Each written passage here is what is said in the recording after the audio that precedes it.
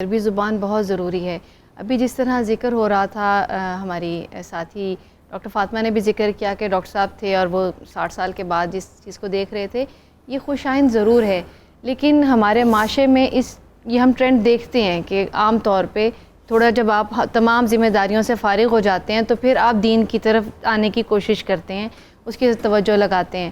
تو ہم نے نا دین اور دنیا کو الگ الگ خانوں میں بانٹا ہوا ہے۔ یہ میرا خیال ہے سب سے بڑا المیہ ہے اس وقت ہمارا، یعنی دین جو ہے وہ آپ کو دنیا سے الگ نہیں کرتا، ہمیں دونوں چیزوں کو ساتھ لے کر چلنا ہے۔ یعنی دین کے اندر ہی دنیا ہے، لیکن ہمارے الگ کرنے کی وجہ سے ہم ان چیزوں سے پیچھے ہٹتے جا رہے ہیں۔ تو اگر شروع سے ہی اس کو اپنا معمول بنایا جائے، اور پھر وہی بات ہے، میں یہ بات بہت کثرت سے کرتی ہوں کہ ماں کی گود سے جو تعلیم ملنی چاہیے اس میں قرآن کا علم بھی شامل ہونا چاہیے، یعنی اس کا معمولات کے اندر ہو کہ وہ ڈیلی بیسس پہ قرآن کی جو ہے وہ آیات، قرآن کا سب سے پہلے پڑھنا، اور پھر اس کے بعد اس کی جو چھوٹی چھوٹی جو صورتیں ہیں 30ویں پارے کے اندر، وہ چھوٹی چھوٹی صورتیں جو ہیں وہ یاد کی جائیں، تاکہ قرآن جو نماز پڑھی جاتی ہے تو نماز کے اندر اکثر جو ہے وہ چند مخصوص آیات ہوتی ہیں، صورتیں ہوتی ہیں جن کو بار بار دہرایا جا رہا ہوتا ہے، تو اس میں کوشش کی جائے کہ ویریشنز لے کر آئیں، ہم ایک ہی 2-3 جو ہیں صورتیں ان سے آگے نکل کے کچھ ہم اس کو طوالت کی طرف، تھوڑی سی جو لمبی صورتیں ہیں ان کی طرف آئیں۔ تو یہ چیزیں اس وقت ہو سکتی ہیں جب ہم ہمارے گھر کے اندر اس کی طرف جو ہے وہ توجہ دی جائے گی۔ بالعموم جب ہم بات کرتے ہیں، میں بھی ظاہر ہے فارسی کا استاد ہوں، تو مجھ سے بھی کوئی فارسی سے متعلق بات کرے گا تو میں اسے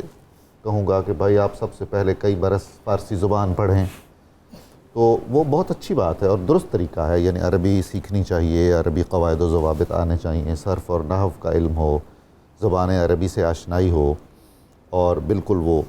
اور مائیں بھی اس طرف توجہ دیں۔ فرض کریں اب یہ سارا نہیں ہو پایا، ایک آدمی مطلب آپ اس کی حوصلہ افزائی تو فرمائیے نا کہ وہ زندگی کے کسی مرحلے میں بھی اگر آنا چاہے، سیکھنا سمجھنا چاہے، تو اسے کیا روش اپنانی چاہیے؟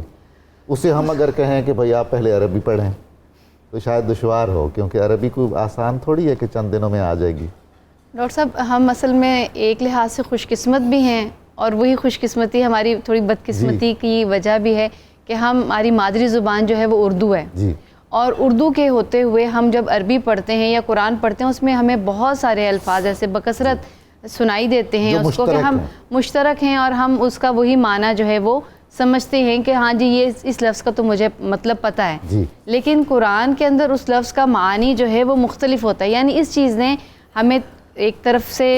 سہولت بھی دی ہے کہ ہم ٹیکسٹ ہمارے لیے پڑھنا اتنا مشکل نہیں ہے، لیکن دوسری طرف ہم نے پری کنسیوڈ، یعنی پہلے سے ہمارے ذہن میں پتہ ہے کہ جی جس طرح آج میں سورہ فاتحہ پڑھا رہی تھی تو بچوں سے جب میں نے پوچھا کہ رحمان کا بتاؤ کیا مطلب ہے، تو انہوں نے کہا مہربان۔ اچھا پھر رحیم جی رحم کرنے والا، تو مہربان اور رحم کرنے والے میں کیا فرق ہے؟ یہ بتانے سے بچے قاصر تھے کہ یہ ہم فرق کیسے ڈفرینشیٹ کریں گے کہ مہربان پھر وہی کہ جی وہ مسلمانوں کے لیے جو ہیں وہ مہربان ہیں، اور رحم کرنے والے جو ہیں وہ تمام نوع انسانی کے لیے ہیں۔ تو وہ جو ہے نا اس میں جو بنیادی فرق ہے کہ جو اس کا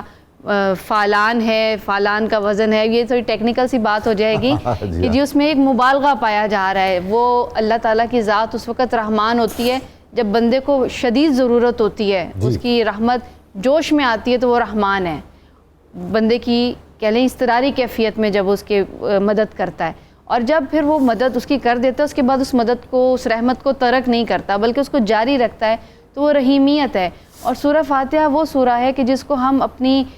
ہر نماز میں، یعنی صلاۃ جو ہے وہ بدون الفاتحہ، فاتحہ کے بغیر ہوتی نہیں ہے، لیکن ہم پوری زندگی فاتحہ پڑھتے ہیں لیکن ہم اس کے معنی کو نہیں جاننے کی کوشش کرتے۔ تو یہ چیز جب تک اگر ہم آسانی کی میں بات کروں کہ کس طرح سے کیا جا سکتا ہے، تو میرا خیال ہے کہ اس میں جو تفاسیر لکھی جا چکی ہیں ان کو باقاعدہ معمول بنایا جائے ترجمے سے آگے بڑھ کر، بالکل صحیح، یعنی ایسی تفاسیر کہ جو کہ فرقہ واریت کے اس پس منظر سے ہٹ کر ہوں۔ نمبر 2، جو ایک مسکنسیپشن پھیلائی جاتی ہے اور کہا جاتا ہے کہ قرآن کو پڑھنا نہیں، اگر پڑھو گے تو گمراہ ہو جاؤ گے، یہ بہت ایک عام سا کہہ لیں کہ ہمارے معاشرے میں یہ چیز بھی پائی جاتی ہے کہ، اور اس میں دلیل کہ جی اللہ تعالیٰ تو گمراہ کرتا ہے، اللہ تعالیٰ ہدایت دیتا ہے، یہدی بہ کثیرا ویضل بہ کثیرا۔ شاید یہ مطلب ہوگا کہ ظاہر ہے قرآن کریم جن پر نازل ہوا ان کے آثار اگر ہمارے پیش نظر نہیں ہوں گے، احادیث سامنے نہیں ہوں گی، تطبیقی مطالعہ نہیں ہوگا، امکان تو ہے نا۔ اب یہ جتنے فرقے بنے ہوئے ہیں اور طرح طرح کا جو علامہ اقبال نے کہا کہ ایسی ایسی تعویل کی، اب وہ ساری ان علماء نے ہی کی جو اپنے ذوق میں۔ علامہ کا جو شعر ہے کہ تیرے دل پہ نہ ہو جب تک نزول کتاب، گرا کشا ہے راضی نہ صاحب کشاف، تفاسیر بھی تبھی آپ کو فائدہ دے گی کہ آپ محسوس کریں کہ میرا اللہ میرے سے کلام کر رہا ہے، کیونکہ اس میں ذکر ہمارا ہی ہے۔ صرف چھوٹی سی بات یہ ہدایت اور زلال کے حوالے سے کہ اللہ تعالیٰ نے اس میں آگے خود ہی بتا دیا ہے کہ گمراہ ہوتا کون ہے۔ اللہ گمراہ یعنی اس میں گمراہی کا ذکر ان کے لیے ہے جو جن کے دلوں میں فسق ہے،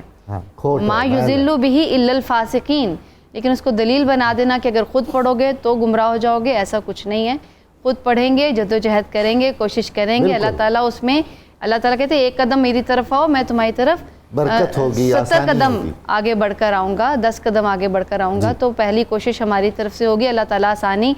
کریں گے، اور دعا کا سلسلہ جو ہے وہ ضرور جاری رہنا چاہیے۔